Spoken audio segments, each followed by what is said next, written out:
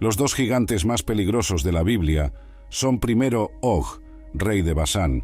Og era un poderoso e infame rey amorreo de Basán que reinó en Astarot durante el tiempo de Moisés y luchó contra los israelitas en su camino de regreso a la tierra prometida. Dios concedió a los israelitas la victoria sobre las fuerzas del rey Og, y Moisés y los israelitas capturaron Basán, una tierra fértil al este del río Jordán. Debido a la aterradora fuerza de Og y la relativa inexperiencia de las fuerzas israelitas, la victoria fue significativa. Antes del encuentro de los israelitas con Og, rey de Basán, hubo una batalla con otro rey amorreo, Sihón. Moisés había pedido a Sihón que permitiera a los israelitas pasar por su tierra, prometiendo no tomar ninguno de los recursos de los amorreos en el camino. Pero Sihón, en cambio, reunió a sus fuerzas y atacó a los israelitas. Dios ayudó a Moisés y a los israelitas a derrotar a los amorreos y tomar su tierra.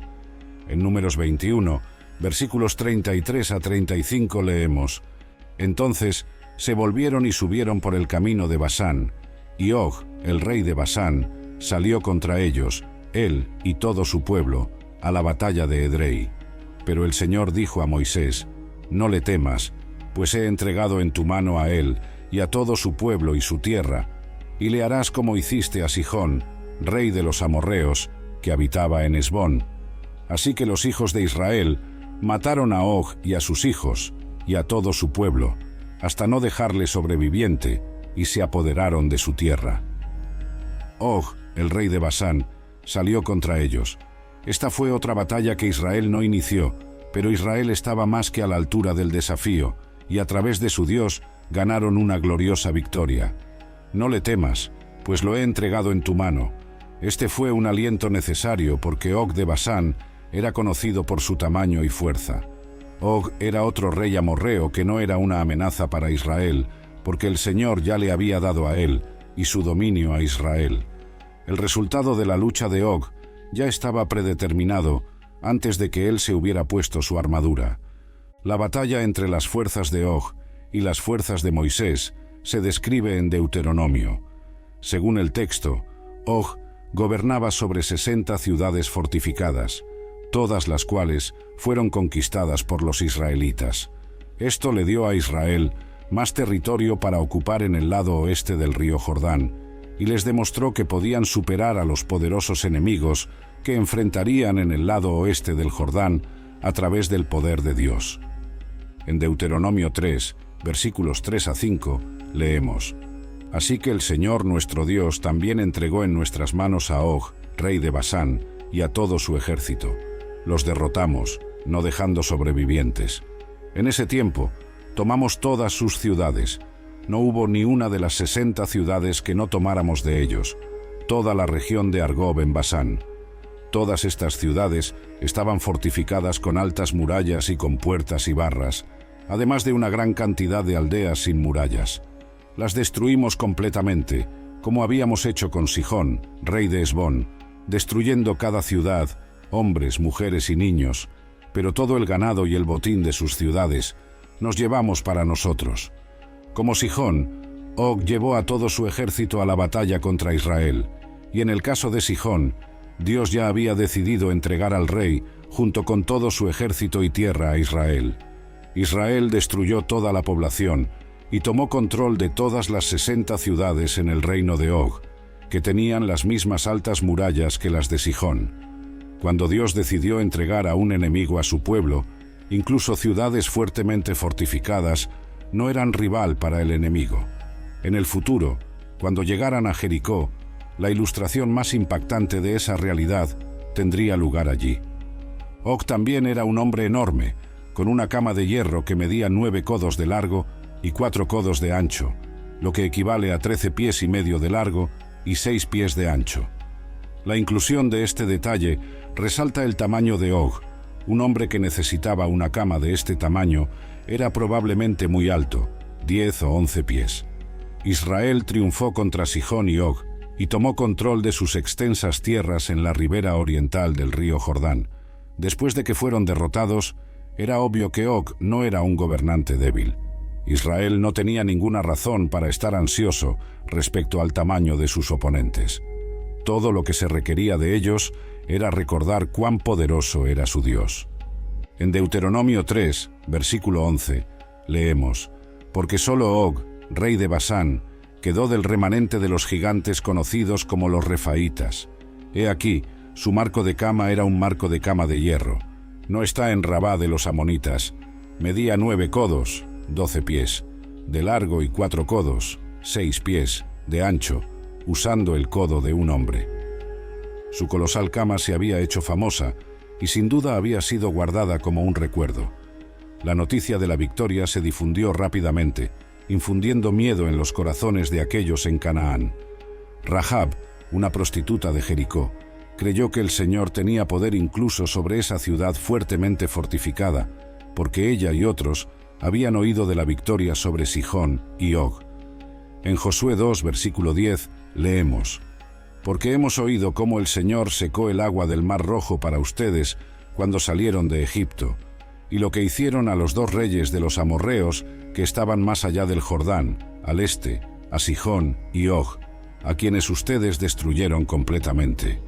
Moisés usó la victoria para animar a los israelitas mientras los dejaba a cargo de Josué y a punto de entrar en Canaán. En Deuteronomio 31, versículo 4, y en el Salmo 135, versículos 7 a 11, leemos: «Quien hace subir los vapores desde los confines de la tierra, quien hace relámpagos para la lluvia, quien saca el viento de sus depósitos, quien hirió a los primogénitos de Egipto, tanto de hombre como de bestia, quien envió señales y maravillas en medio de ti, oh Egipto, sobre Faraón y todos sus siervos, quien hirió a muchas naciones y mató a reyes poderosos, a Sihón, rey de los amorreos, a Og, rey de Basán, y a todos los reinos de Canaán». En el Salmo 136, versículos 18 a 20 leemos: «Y mató a reyes famosos, porque para siempre es su misericordia y su bondad amorosa, a Sihón, rey de los amorreos, porque para siempre es su misericordia y su bondad amorosa, y a Og, rey de Basán, porque para siempre es su misericordia y su bondad amorosa». Según Deuteronomio 3, versículo 11, Og era descendiente de los refaítas, indicando un hombre de gran estatura o gigante.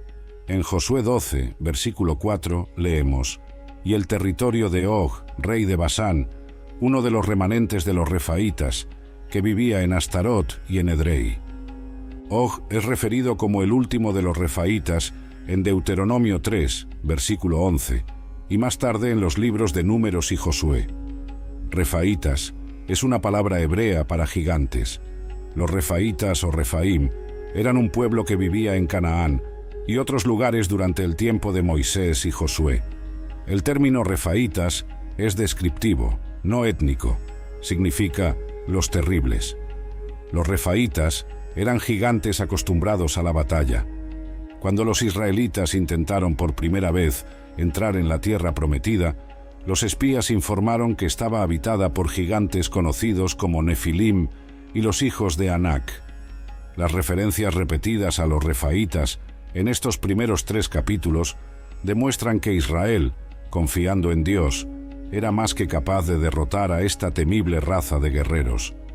También demuestra que su miedo a estos hombres era infundado en Números 13, cuando se negaron a entrar en la tierra prometida. Sus excusas se muestran más débiles a la luz de las victorias de la siguiente generación. Nada es demasiado difícil para Dios, nada es imposible para Él. En Mateo 19, versículo 26, leemos: «Pero Jesús los miró y dijo: Para los hombres esto es imposible, pero para Dios todas las cosas son posibles». El segundo gigante es Goliat. Goliat era un gigante filisteo. Los filisteos eran enemigos de los israelitas y estaban reunidos para la guerra en ese momento. No hace mucho tiempo que los filisteos fueron completamente derrotados, pero ahora están haciendo un regreso. Descendieron al territorio israelita y parecía que habían tomado posesión de parte de él, ya que acamparon en un área controlada por Judá. En 1 de Samuel 17, versículos 1 a 3 leemos: «Ahora los filisteos reunieron sus ejércitos para la batalla y se reunieron en Soco, que pertenece a Judá, y acamparon entre Soco y Azeca en Efes Damim. Saúl y los hombres de Israel se reunieron y acamparon en el valle de Ela, y se formaron en orden de batalla para enfrentarse a los filisteos. Los filisteos estaban parados en la montaña de un lado, e Israel estaba parado en la montaña del otro lado, con el valle entre ellos. El valle de Ela era más como un gran cañón que un pequeño valle. En 1 Samuel 17, versículo 4 leemos: Entonces salió del campamento de los filisteos un campeón llamado Goliat de Gat, cuya altura era de 6 codos y un palmo. No entendemos precisamente qué significa esa información a primera vista, porque no medimos las cosas por codos o palmos y las contamos por pies y pulgadas. Así que pongámoslo en términos que podamos entender. Goliat era un hombre enorme, probablemente de alrededor de 9 pies y 9 pulgadas de alto. Si agregas a su altura la longitud de sus brazos, cuando los levantaba sobre su cabeza, puedes imaginar qué criatura tan imponente debió haber sido. Pero no era solo su tamaño. En 1 Samuel 17, versículos 5 a 6 leemos: Tenía un casco de bronce en su cabeza y vestía una coraza de escamas, placas de metal superpuestas, que pesaba 5000 ciclos de bronce. Tenía protectores de bronce en sus piernas y una jabalina de bronce colgada entre sus hombros. El asta de madera de su lanza era como el rodillo de un tejedor. La cabeza de su lanza pesaba 600 ciclos de hierro y un escudero iba delante de él. Estaba vestido con lo que llamaríamos una cota de malla. Los filisteos se preparaban para la batalla, vistiendo una enorme prenda que se asemejaba a lona y estaba cubierta de anillos de bronce superpuestos.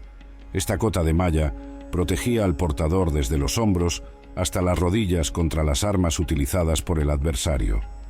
Este estilo particular y tamaño de armadura pesaba 5000 ciclos de bronce, lo que equivale a entre 175 y 200 libras en estándares modernos. Goliat estaba armado con un casco de bronce, grebas de bronce para proteger sus espinillas y una jabalina de bronce colgada entre sus hombros. Todos estos elementos estaban hechos de bronce. Solo la cabeza de su lanza estaba hecha de hierro y pesaba 600 ciclos, que son aproximadamente 20 a 25 libras. Según el informe escrito, estaba acompañado por un portador de escudo, quien caminaba delante de él. La palabra hebrea que se usa aquí se refiere al escudo más grande utilizado en la batalla, que es lo suficientemente grande para proteger a un adulto. Está muy claro que su propósito era proteger su cuerpo de las flechas disparadas por el enemigo. Así que además de su armadura, Goliat tenía a este hombre corriendo delante de él, blandiendo un escudo del tamaño de un hombre para una defensa adicional. Haz una pausa y permite que tu mente imagine la impresionante escena que acabas de leer. Imagina el terror que sentirías si tuvieras que enfrentarte a un coloso de este tamaño, que además estaba protegido por tanta armadura. Sin duda, las probabilidades están en contra de cualquiera lo suficientemente loco como para enfrentarse a él en batalla. Observa lo que hizo este guerrero gigante. En 1 Samuel 17, versículos 8 a 9, leemos: Goliat se paró y gritó a las líneas de batalla de Israel diciéndoles: ¿Por qué han salido a formarse para la batalla? ¿No soy yo el filisteo y ustedes los siervos de Saúl? Elijan un hombre para ustedes y que baje a mí. Si es capaz de pelear conmigo y matarme, entonces seremos sus siervos. Pero si yo prevalezco... Nuevamente el filisteo dijo: Desafío las líneas de batalla de Israel este día. Denme un hombre para que luchemos juntos. Cuando Saúl y todo Israel oyeron estas palabras del filisteo, se desanimaron y tuvieron mucho miedo. Ahora, David era el hijo de un efrateo de Belén de Judá llamado Isaí, quien tenía 8 hijos. Isaí estaba avanzado en años en los días de Saúl, avanzado entre los hombres. Sus 3 hijos mayores habían seguido a Saúl a la batalla. Los nombres de sus 3 hijos que fueron a la batalla eran Eliab, el primogénito, después Abinadab, y el tercero, Sama. David era el menor. Ahora los 3 mayores siguieron a Saúl, pero David iba y venía de Saúl para apacentar el rebaño de su padre en Belén. El filisteo Goliat salía mañana y tarde y tomaba su posición por 40 días. Goliat sugirió una estrategia popular en la civilización oriental, a saber, el combate representativo o un conflicto 1 a 1. Él sería el representante del ejército filisteo, mientras que el elegido de Israel sería el representante del ejército israelita. Quien ganara, su ejército era victorioso, y quien perdiera, su ejército entero perdía. Durante el transcurso de un buen mes y medio, desfilaba allí cada mañana y tarde, jactándose de su tamaño y su poder, y desafiando a cualquiera a luchar contra él. Un joven llamado David estaba cuidando el rebaño de ovejas de su padre en ese momento, y lo estaba haciendo en el pequeño pueblo de Belén, ubicado en las montañas de Judea. Estaba lejos de tener la edad suficiente para unirse al ejército. De hecho, David probablemente no estaba al tanto de la situación existente entre los israelitas y los filisteos en ese momento. Es posible que ni siquiera haya oído hablar de Goliat. Su único conocimiento era que sus 3 hermanos mayores estaban sirviendo en el ejército de Saúl. Así que Isaí llamó a David para que hiciera un recado. En 1 de Samuel 17, versículos 17 a 18, leemos: Entonces Isaí dijo a David, su hijo: Lleva para tus hermanos un efa de este grano tostado y 10 panes, y corre al campamento a tus hermanos. Lleva también estos 10 quesos al comandante de su unidad. Mira cómo están tus hermanos y trae noticias de ellos. David no tenía intención de luchar. Su padre simplemente lo había enviado para llevar algunos refrigerios a sus hermanos y hacerles saber que se preocupaba por ellos. El sol se levantó como cualquier otra mañana ese día para ambos, David y Goliat. No había advertencia, pero en realidad el desafío matutino de Goliat sería su último y la vida heroica de David comenzaría. David se levantó temprano al día siguiente e hizo exactamente lo que su padre le había aconsejado. Dejó su rebaño de ovejas con otro pastor. Luego, al acercarse a las afueras del campamento israelita, nota a las tropas preparándose para la batalla y escucha el grito de guerra. Simplemente desea observar lo que sucede. Entonces David se apresuró a la línea de combate y entró para saludar a sus hermanos, dejando el equipaje al cuidado del guardián del equipaje. Considera las circunstancias. Mientras estaba allí con sus 3 hermanos, David escucha un fuerte grito desde el otro lado del valle, y luego todos en su inmediata vecindad comienzan a correr hacia atrás y a esconderse dentro de sus tiendas. Todos los hombres de Israel, cuando vieron al hombre, huyeron de él y tenían mucho miedo. Recuerda que David nunca había presenciado ni oído el desafío del gigante de Gat. Ve a un hombre gigante cubierto de armadura, gritando amenazas y desafíos y maldiciendo al Dios de Israel. Mientras mira a través del campo de batalla, recuerda: ahora es el 40º día que los israelitas se encuentran con Goliat, pero es la primera vez que sucede para David. En 1 de Samuel 17, versículos 26 a 27, leemos: Entonces David habló a los hombres que estaban parados junto a él: ¿Qué se hará por el hombre que mate a este filisteo y quite lo oprobio de su desafío de Israel? ¿Quién es este filisteo incircunciso para que haya desafiado a los ejércitos del Dios viviente? Los hombres le dijeron: Así se hará por el hombre que lo mate. Saúl había ideado un esquema para atraer a alguien a matar al gigante. El problema era que él era el único hombre en el campamento de Israel que era capaz de luchar contra Goliat.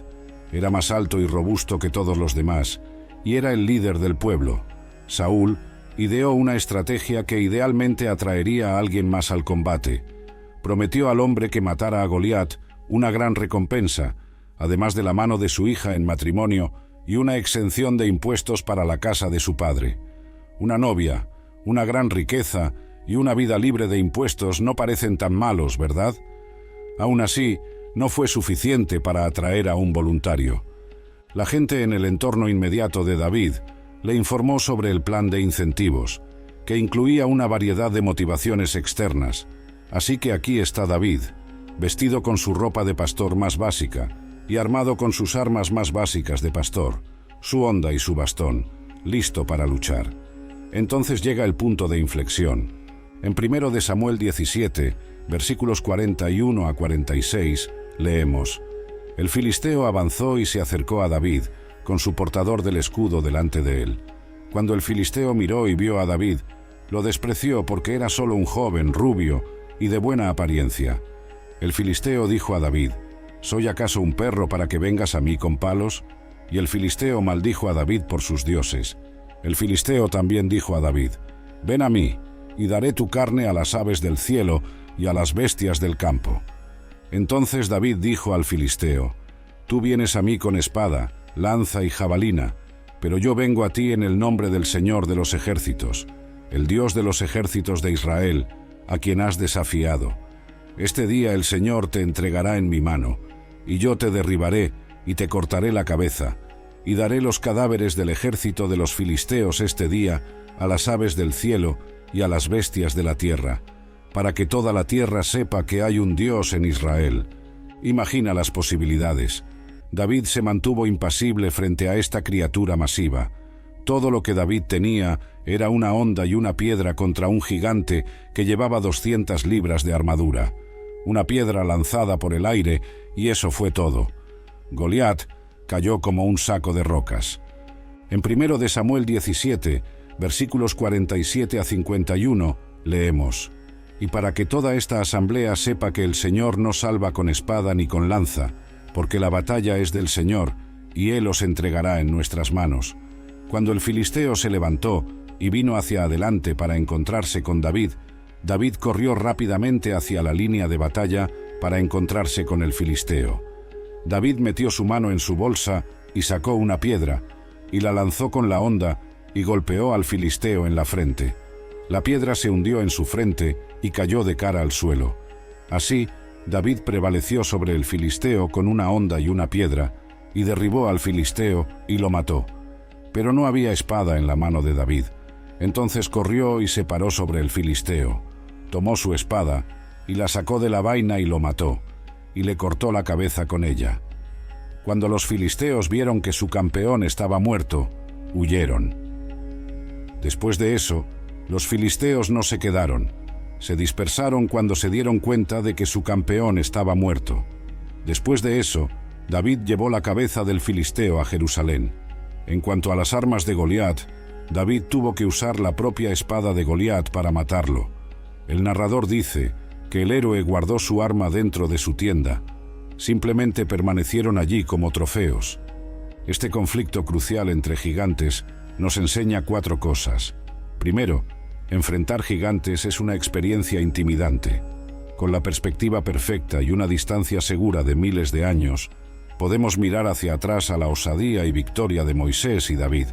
Sin embargo, considera, incluso con los ojos de la fe, cómo sería enfrentarte a la presencia intimidante de ese bruto. David, sin embargo, afirmó: «Mi Dios es más grande que él». Segundo, tienes que entrar en la lucha. Nadie más puede luchar por ti. Tu Og es tu Og, tu gigante es tu gigante, y tu Goliat es tu Goliat. Ah, no te preocupes, diría alguien más, pero es un Goliat para ti. Nadie más, ni siquiera un asesor o pastor, ni siquiera un padre o un amigo, puede luchar por ti. Tercero, Dios proporciona un sentido de seguridad. Moisés y los israelitas derrotaron a Og confiando en Dios. La confianza en Dios sirvió como una fuente de estabilidad en sus vidas. Cuando has pasado una cantidad significativa de tiempo de rodillas, es sorprendente cuán estable puedes volverte. Sin embargo, si intentas derrotar al gigante en persona, fracasarás. Cuarto, adquirir victorias es una experiencia que se quedará contigo. Se espera que recordemos los éxitos que hemos tenido en el pasado. Se espera de nosotros compartir nuestras historias de leones y osos, así como nuestras victorias personales contra Goliat. Quizás no sepas qué hay al otro lado del valle. Tal vez no tengas idea de qué es ese gigante, pero está allí acechándote. Esa incertidumbre sola es enorme, pero en comparación con el Señor Dios mismo, di con fe: la batalla es tuya, Señor. Es tu lucha. Confío en ti. entrego todas mis armas y habilidades a ti, y me presento ante ti confiando en ti.